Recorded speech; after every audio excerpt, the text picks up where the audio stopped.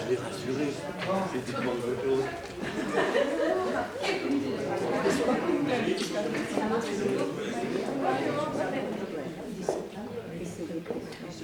Il y a complètement d'investissement. Hier soir, on avait la cérémonie de remise avec les choses. Bah oui, parce que c'est vraiment un fléchage. J'arrive.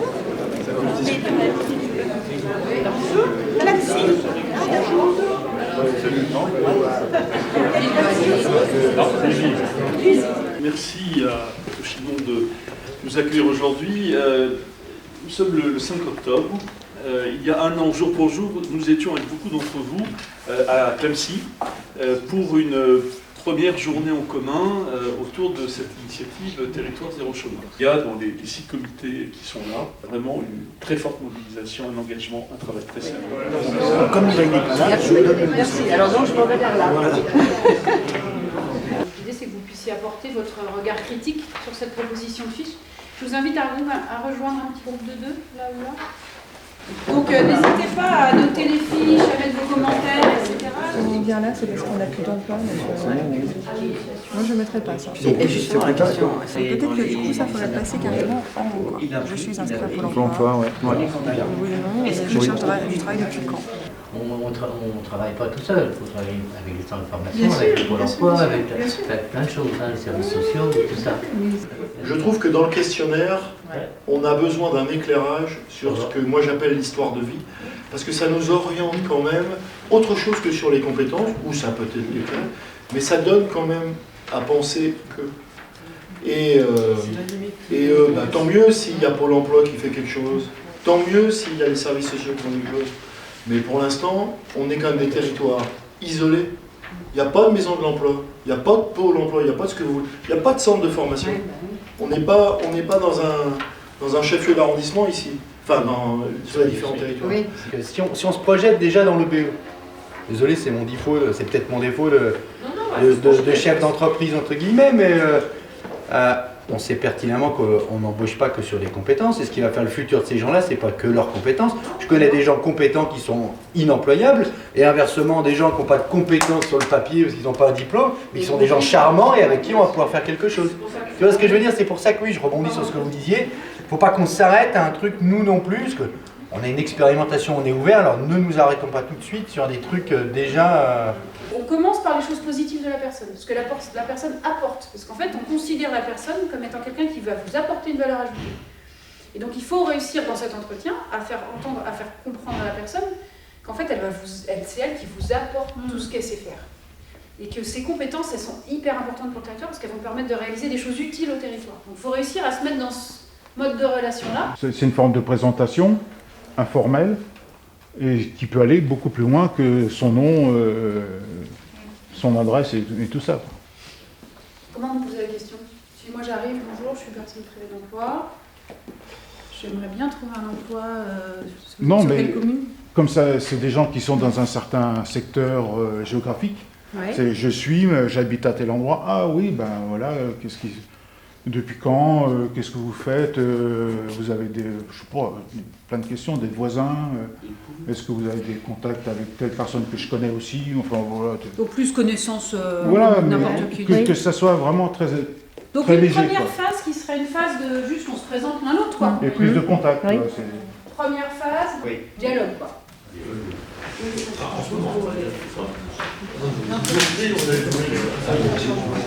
puis si je puis me permettre, nous on est sur une organisation de grappe, donc il est fort possible qu'il y ait des fonctions support qui puissent être mutualisées entre différentes entreprises de l'EBE. Ce sera d'ailleurs l'objet de la réflexion du temps juste après. Ce qui donnerait du sens en fait, et un peu plus de souffle à l'ensemble des structures. On peut imaginer que les bulletins de salaire, toute la fonction paye, soient réalisés par soit un EBE au profit des autres, soit une association qui existe déjà et qui est déjà dans l'économie sociale au profit de l'ensemble. Il y a des EBE qui vont être plus en difficulté que d'autres. Donc aux plus fortes, les plus faibles. Alors jusqu'où qu'est-ce que vous mettez derrière la solidarité? Jusqu'où je sais pas, mais il y a des coups de main, Pas forcément payant. Ah non, la solidarité, ça veut dire pas. C'est de la coopération. C'est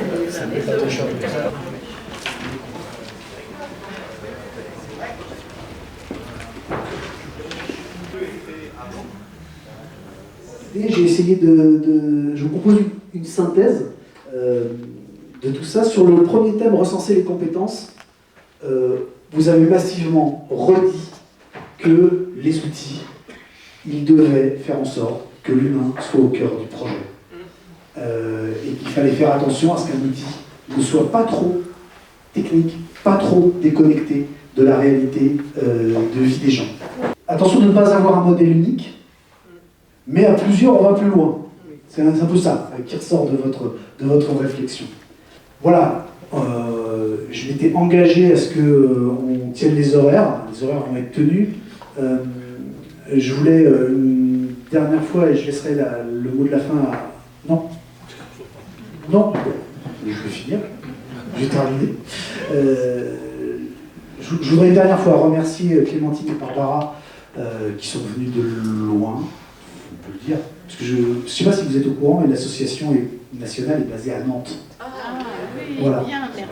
Le pays est à votre disposition. Il ne faudra pas hésiter à nous solliciter pour que maintenant on puisse vraiment avancer concrètement et faire ce prototypage de nous. Merci beaucoup.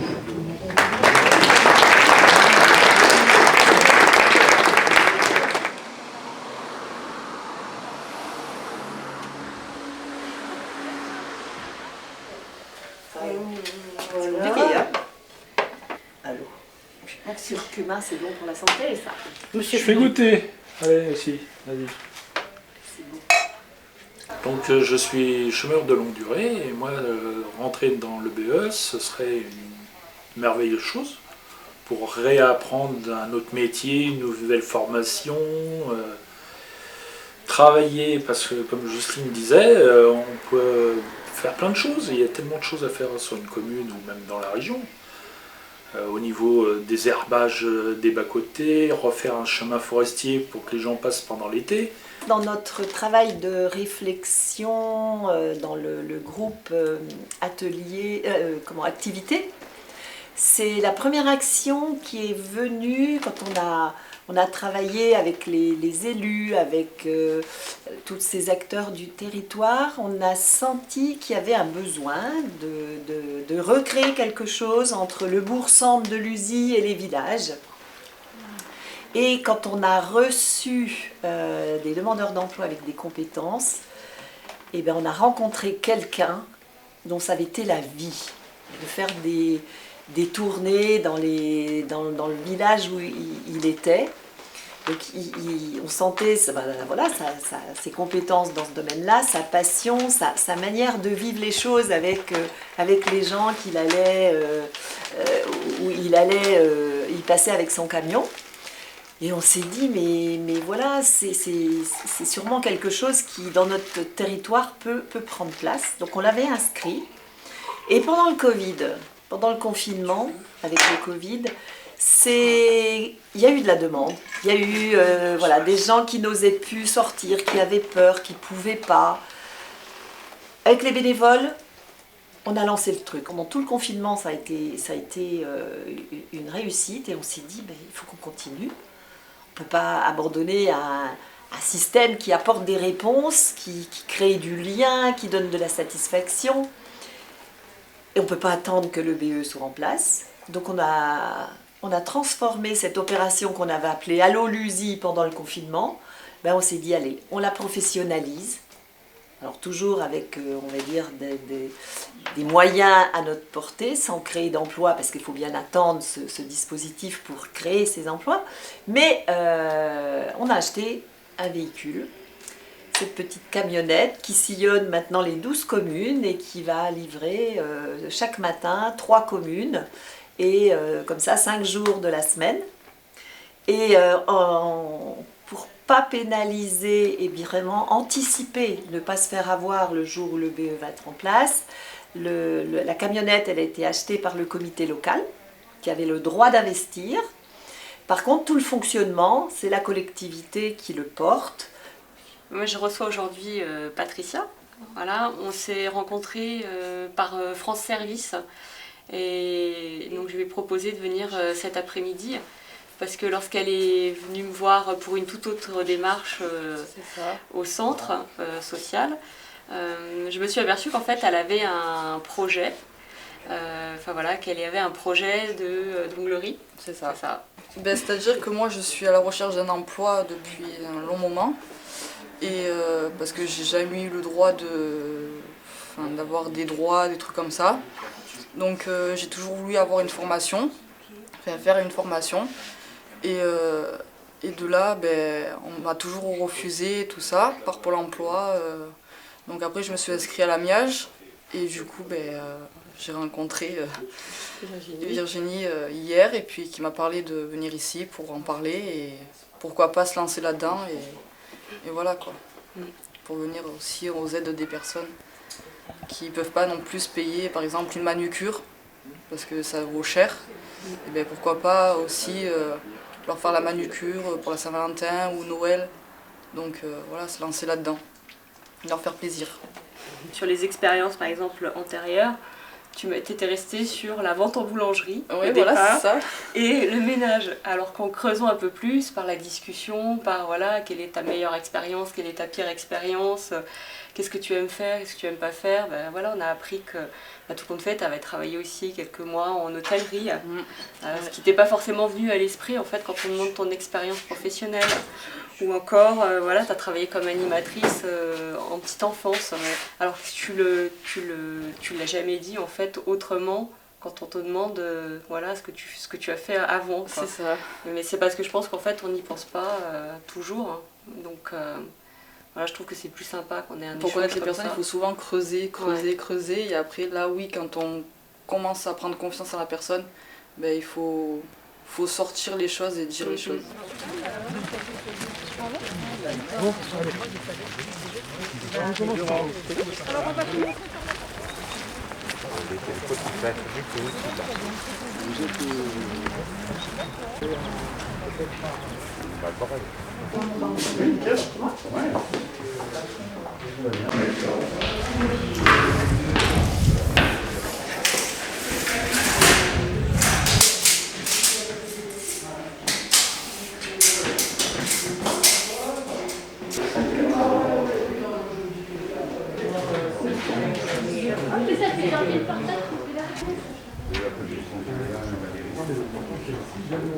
Donc on va redescendre, on va faire le tour, on va aller dans le petit hangar là qui est sur la droite et puis ensuite on ira voir les terrains derrière.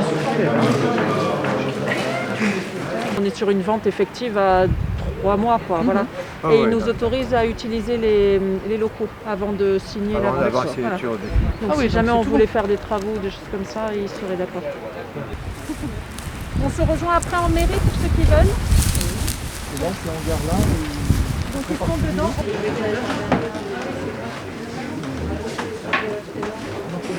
Le bâtiment que vous avez vu, c'est sûr, il sera dans les mains de la mairie de l'Orme d'ici 3 à 4 mois. Alors le délai est un peu agrandi par rapport à une vente habituelle parce qu'il y a la SAFER qui doit se prononcer, vu qu'il y a des terres agricoles assez importantes, hein, elles sont estimées à 4 hectares.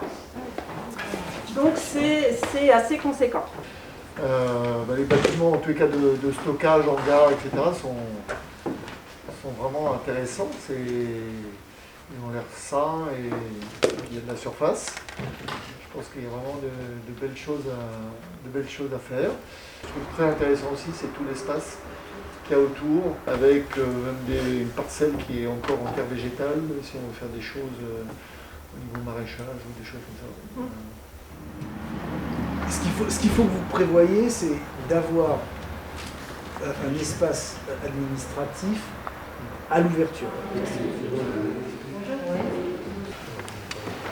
Je sais que c'est long. C'est long pour les bénévoles qui travaillent là, c'est long pour les élus, c'est long surtout pour les demandeurs d'emploi. Donc notre objectif, c'est, maintenant que la loi est votée, c'est vraiment de mettre les bouchées doubles. Voilà. Et donc ce soir, c'est aussi, en accord avec le maire de Clamecy et tout, c'est vraiment un travail de remobilisation qu'il faut faire, pour qu'on puisse vraiment être au niveau, en temps et en heure, pour déposer un dossier au printemps. Et il faut aller le plus loin possible.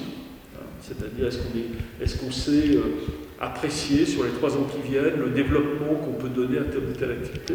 C'est un exercice difficile. Ce qu'il faut arriver à faire ensuite, là, dans les 2-3 mois qui viennent, c'est rencontrer les demandeurs d'emploi.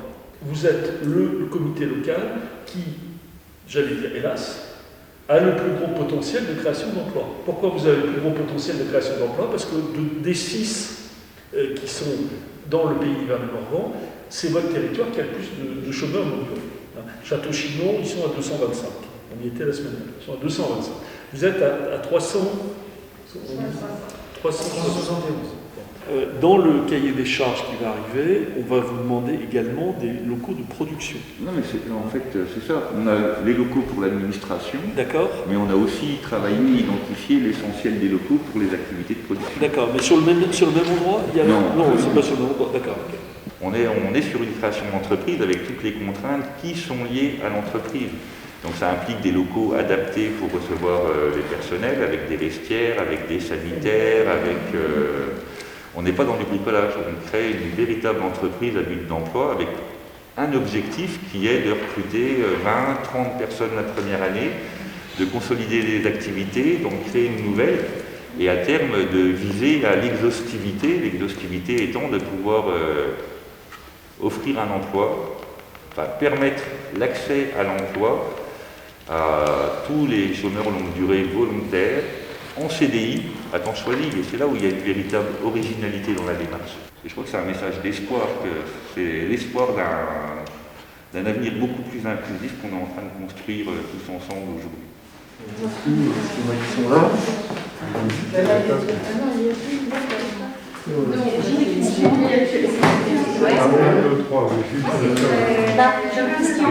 Allez, je vous propose de démarrer. Il est 17h10, on démarre, on accueille Monsieur le Président du pays, Christian Paul, et on accueille Nicolas Bourdou qui, lui, au titre du pays, est en charge des territoires zéro chômeur. Donc ça, tu t'expliqueras un peu plus en détail, mais voilà.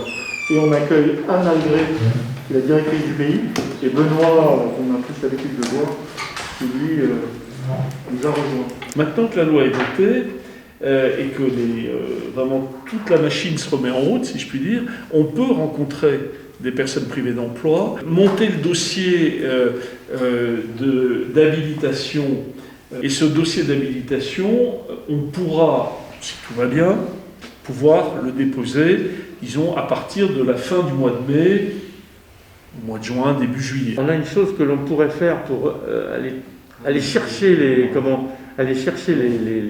demandeurs d'emploi, c'est aller essayer de faire des permanences, mais dans les mairies des petits villages, en accord avec les maires, bien entendu, hein, et pour aller un matin, je ne sais pas, un après-midi, un soir, j'en sais rien, peu importe, pour essayer d'aller au plus près de ces gens qui peut-être ne viennent même pas ici jusqu'à Varzy. Bon, on en a vu 5, ce qui paraît relativement peu. Mais il faut dire que c'est la première fois. Le même message, la même invitation va se renouveler. C'est effectivement faire un système de permanence où les gens pourraient venir régulièrement, même peut-être aussi un moyen de, comment dire, pas de fidéliser, mais de faire en sorte que des personnes qui sont venues puissent revenir nous revoir, qu'on puisse faire le suivi de ces personnes et peut-être aussi trouver d'essayer de sécuriser un petit peu leur parcours entre le moment où ils sont venus nous rencontrer et le moment où ils pourront peut-être intégrer le BE. Vous êtes en train de créer une boîte pour peut-être 15 la première année, 30 la seconde, 70 la troisième année, etc. Donc vous êtes en train de créer une entreprise, c'est une boîte qui devient, si on arrive à réussir, qui devient d'emblée une des principales entreprises du territoire. Oui, pour parler, c'est quand même mieux. Bon, nous, on a trouvé un certain nombre d'activités qu'on a classées d'une façon ou d'une autre. On avait mis d'abord dans transport. C'était, les activités, c'était coursier pour des entreprises ou des particuliers, du tractage, des livraisons à domicile, transport de personnes privées d'emploi, éventuellement en liaison avec la Comcom, avec l'AMSI. Il y avait un pôle, si je puis dire, nature, qui était du travail en forêt, nettoyage des chemins de randonnée, entretien des tombes, si j'avais mis un oui, ça aurait été mieux.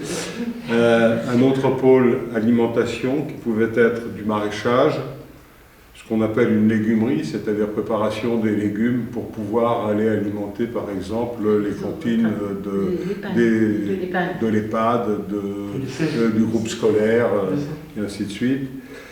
Fabrication de confitures, il semblerait qu'il y ait beaucoup d'arbres fruitiers dans le coin que personne n'utilise, enfin personne ne prend les fruits qui sont dessus. Ça pourrait être ça, et je crois que vous avez quelque chose qui ressemble un peu à ça à Clamcy. Donc il y a peut-être moyen d'arranger des choses. Développer des synergies, des complémentaires. On avait pensé aussi à l'idée de vente de produits locaux, pardon, ce qu'on pourrait appeler une boutique paysanne, avec justement par exemple des confitures qu'on aurait faites là, des légumes qui auraient été nettoyés ou vendus ou cultivés ici, enfin bon. Une autre branche, c'était bricolage. On pensait à corvoyeur, c'est-à-dire celui qui va aller éventuellement changer une ampoule ou une prise de courant chez quelqu'un qui ne peut plus le faire et qui ne peut pas se permettre de demander à un électricien de venir passer une demi-heure chez lui et de lui facturer 50 € pour changer une prise de courant.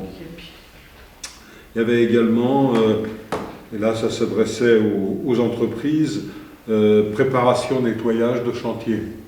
Nous, on a passé contrat avec la boutique de gestion, donc Nikita, qui est à votre disposition, avec qui on a mis des outils en place pour justement vous permettre de transformer ce sujet activité en business plan et commencer à modéliser votre future antenne ici sur Varzy.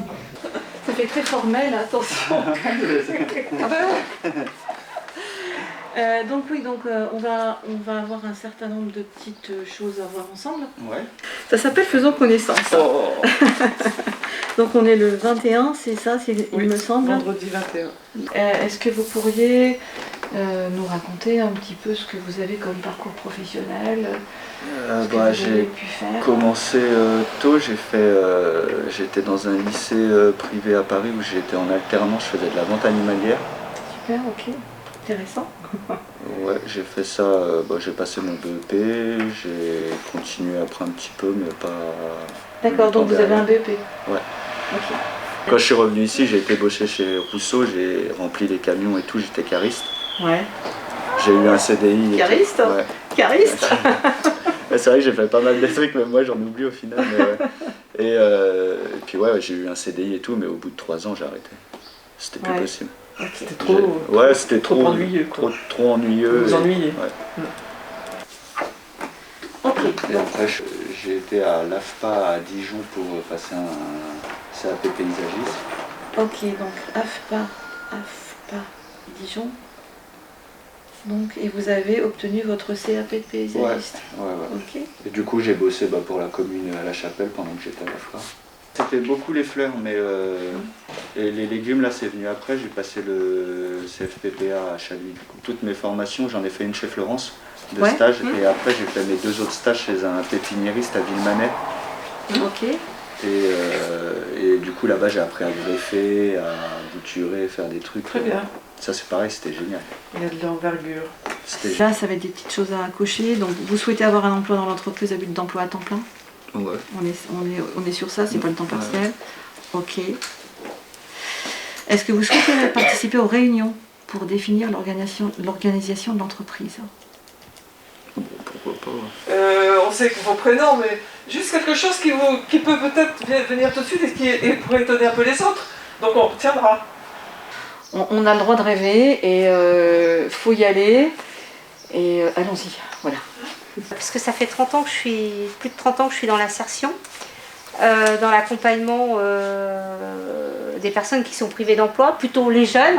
Et je crois vraiment à ce projet parce que je pense que ça nous bouscule et en même temps, ça va nous permettre effectivement de pouvoir aider différemment les gens, puisqu'en fin de compte, on va partir d'eux, et c'est plus nous qui vont dire aux gens, vous devez. Voilà. Je suis arrivée à Varzy le 6 novembre de l'année dernière, donc c'est tout récent, parce que j'ai mon oncle et ma tante qui habitent ici. Et moi je suis une créative, donc voilà, donc c'est vraiment mon domaine. Donc voilà. Bonjour, je m'appelle Stéphane, donc je suis maçon-couvreur en conversion, et puis c'est vrai que ce sujet ça m'intéressait. Je suis donc au chômage depuis le mois de novembre. Je cherche ma voie, c'est-à-dire que j'aime beaucoup les arts. J'ai une formation en tant que comédienne, si on peut dire. J'aime sculpter, la pierre, la terre, le bois. J'aime écrire, j'aime beaucoup peindre, j'aime danser, j'aime beaucoup les arts. Bon. J'aime aussi, comme vous, la créativité. Et je suis très enthousiaste de ce projet, parce que c'est une expérimentation, en plus qui est dans l'air du temps, parce qu'on retrouve dedans de l'écologie, et puis pour moi, éventuellement, faire ma place. Entreprise à but d'emploi, après avoir entendu peut-être un peu déjà tout à l'heure différentes choses, quelles questions vous pouvez vous poser?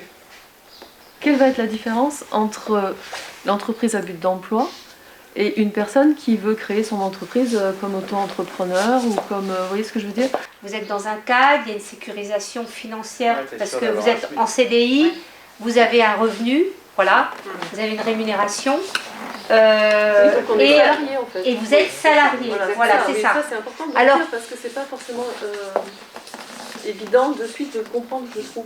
On nous demande d'apporter nos savoir-faire, de créer notre emploi, tout à fait, avec une sécurité, tout ça, bon, je pense qu'on l'a tous parfaitement compris, mais en même temps, on ne sait pas qui va chapeauter tout ça, hormis le fait que l'État va subventionner.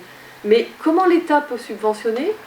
Moi, par exemple, dans mon domaine, le maraîchage, les 5 premières années, si tu es tout seul, tu ne te sors pas un SMIC, par exemple. Et donc, ça, c'est... Si moi, je suis payé le SMIC, la personne qui va me payer sera forcément en perte, en fin de compte. C'est une aide de l'État aussi. Hein. Voilà, il y a une aide de l'État. Et donc, quand est-ce qu'on dit, bah là, ton entreprise, ton projet, il est plus viable, on arrête le BE, on va dire, ou tu fais plus partie de l'EBE ou... L'État va venir accompagner le BE et va venir accompagner les salaires. Je trouve que l'idée, elle est sympa dans la mesure où, effectivement, plutôt que de toucher une allocation à la fin du mois, tu vois, au moins là, je pense que si ce projet aboutit, au moins on aura participé à quelque chose. Tout à fait. Il y aura une dynamique et je pense qu'il faut aller vers ça maintenant. Vous pouvez aussi être partie prenante en étant dans le comité local. Et en plus, en étant dans le comité local, vous allez avoir des informations, vous allez voir tout le processus. Et c'est vrai que pour vous, ça sera peut-être beaucoup plus fluide après.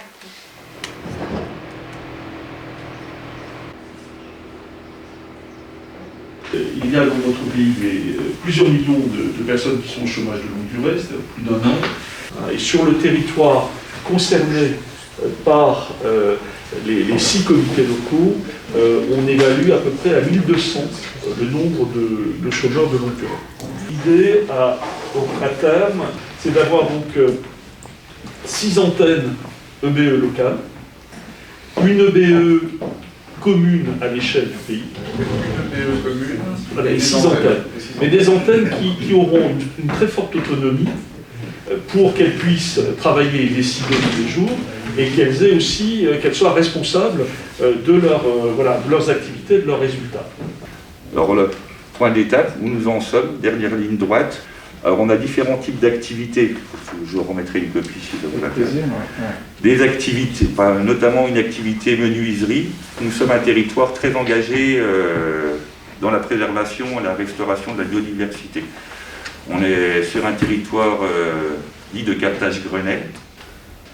On a 6 captages sensibles sur le territoire. On est en zone on a énormément d'espace en zone Natura 2000. Et la commune, dès 2008, s'est engagée effectivement dans la démarche zéro phyto. On a un territoire à énergie positive et la collectivité est très attentive à la sensibilisation, éducation de sa population quant au respect, protection, restauration de la biodiversité.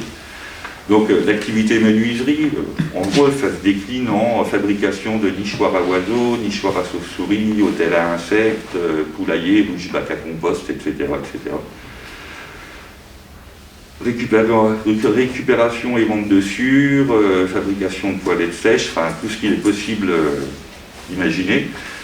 Et un lieu de production identifié, sachant que la commune avait un atelier de menuiserie dont on ne se servait plus.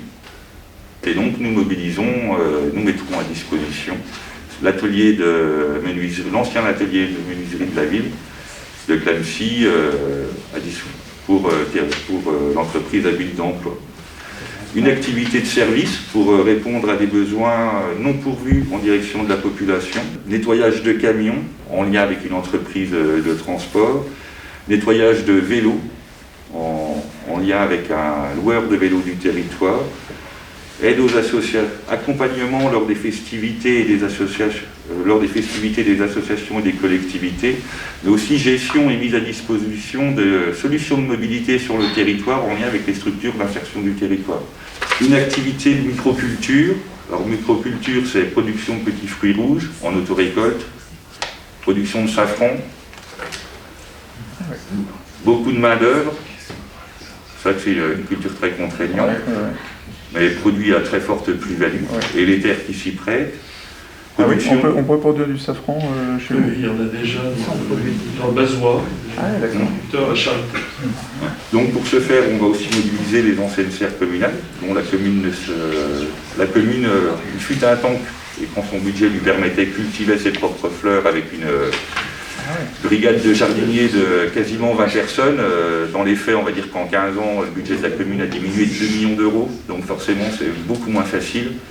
Donc on a plutôt externalisé en fait un certain nombre de choses.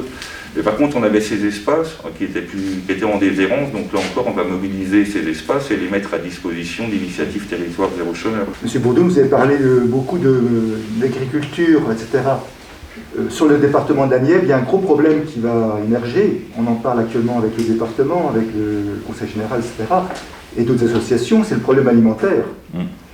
Et on voit comment le Secours catholique préfère faire travailler à ce niveau-là des gens en circuit court, plutôt que de donner de l'argent pour aller acheter à Intermarché des produits. Sur d'autres départements, on a mis en place des partenariats avec des maraîchers, par exemple pour faire des paniers solidaires, voir comment on peut faire, s'il y a des surplus, enfin tout ça peut être mis en place. On est très impliqué au niveau du comité local en tant que bénévole, puisqu'on reçoit les demandeurs d'emploi de très longue durée. La mairie de Clamecy a envoyé des courriers à tous les demandeurs d'emploi, donc nous en avons à peu près 200 là qui sont en attente. Vont-ils se présenter, vont-ils pas se présenter, on verra. Mais là, on en est à une bonne cinquantaine. Donc on a espoir. Au niveau du comité local de Clamecy, on a prévu un plan de formation pour être partagé avec les autres EBE, puisque plus on regroupe de personnes, et puis ce sont des formations, on va dire, basiques, mais qui peuvent intéresser tout le monde, et puis leur donner un bien-être un peu supérieur dans l'activité qu'ils pourront avoir. Et puis même éventuellement leur donner une formation qui leur permettra de quitter le BE pour une autre vie professionnelle, pourquoi pas. On ne montera pas des sessions de formation pour 2 personnes à Clamecy.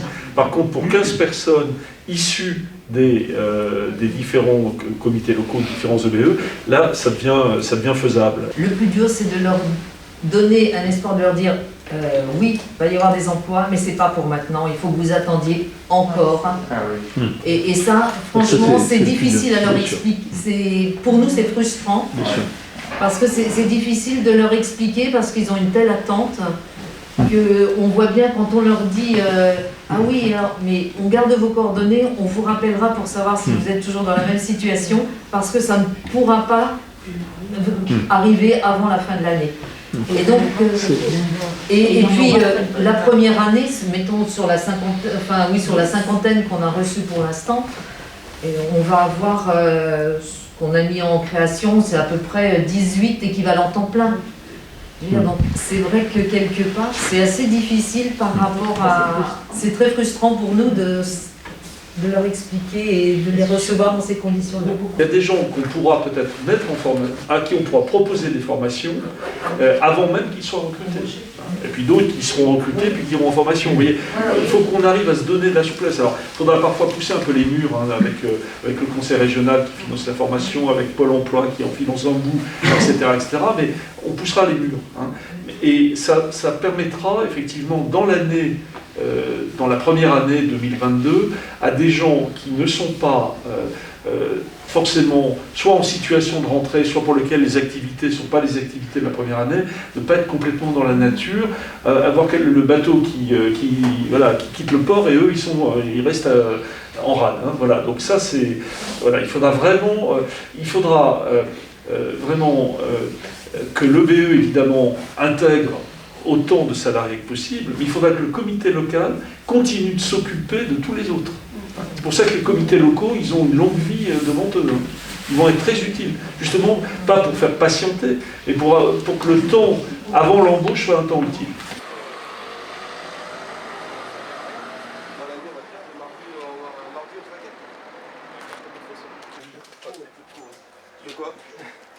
Ceux qui viennent travailler dans le BE, ils sont embauchés en CDI par le BE.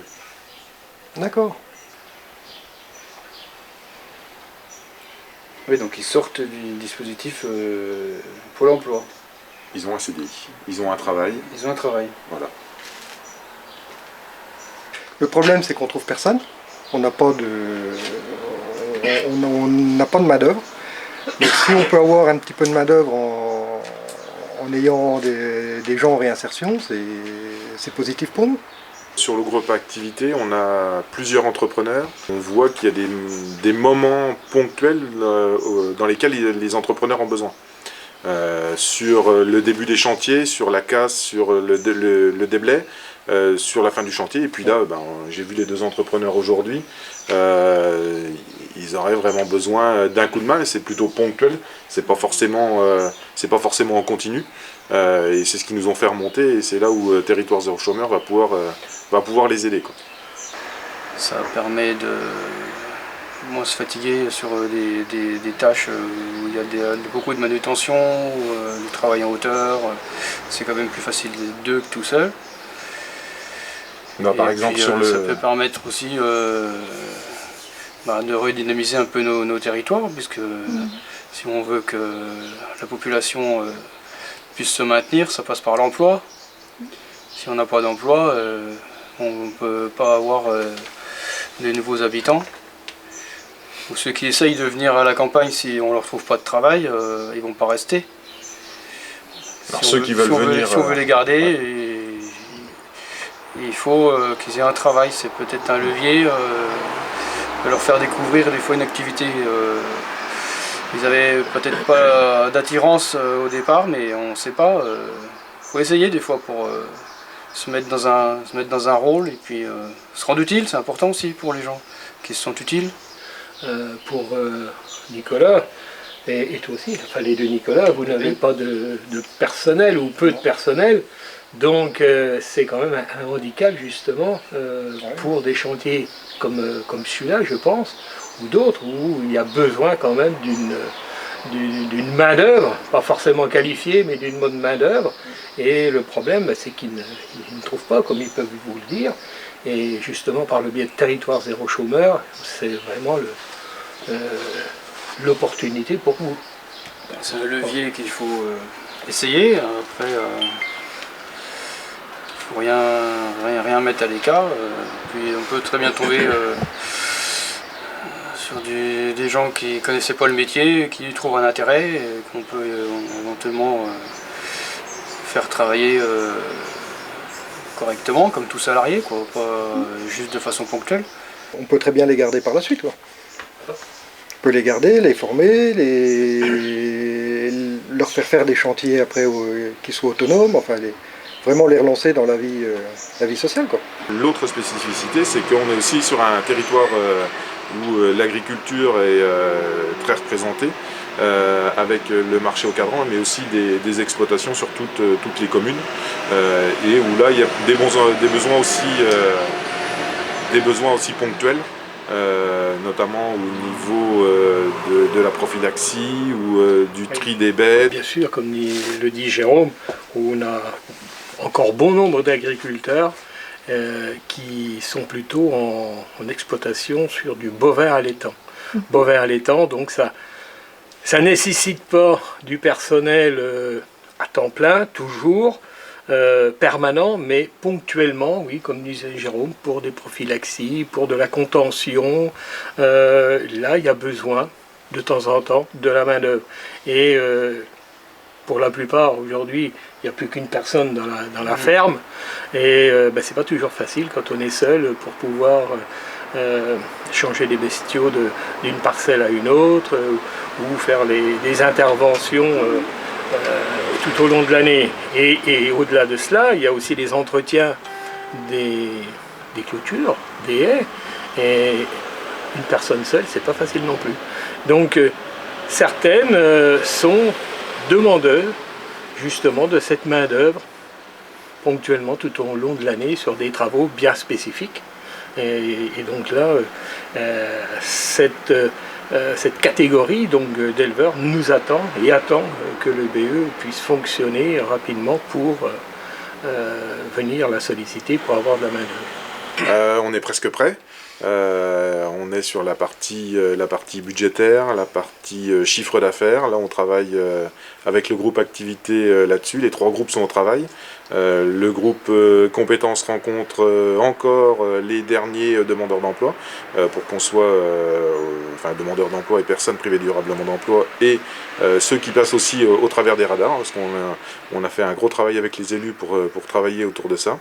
On est avec le groupe organisation aussi sur les permanences, sur les stands à la foire, sur toute l'organisation derrière pour être connu encore sur le territoire, mais ça fait déjà un moment qu'on y travaille sur notre communication. On a des personnes privées d'emploi qui vont travailler là qui travaillent sur la page Facebook, qui travaillent sur tous les documents de communication, et le groupe activité sur la partie montée en charge et accueil des premières personnes et pouvoir passer rapidement la main à l'EBE. Dès qu'on a l'autorisation, on part sur le BE et puis on est prêt. Le local, on a plusieurs pistes, on a au moins 2 pistes, on en a sous différentes formes. Les parties bureaux pour l'instant on a, ce qui nous permet de faire des permanences et puis de faire les rencontres aussi avec les personnes privées d'emploi. Et puis sur la partie exploitation, on dira, là on a 2 possibilités, une qu'on préférerait, mais voilà, ça va se décanter au dernier moment. Dès qu'on a l'autorisation, on sera prêt, quoi.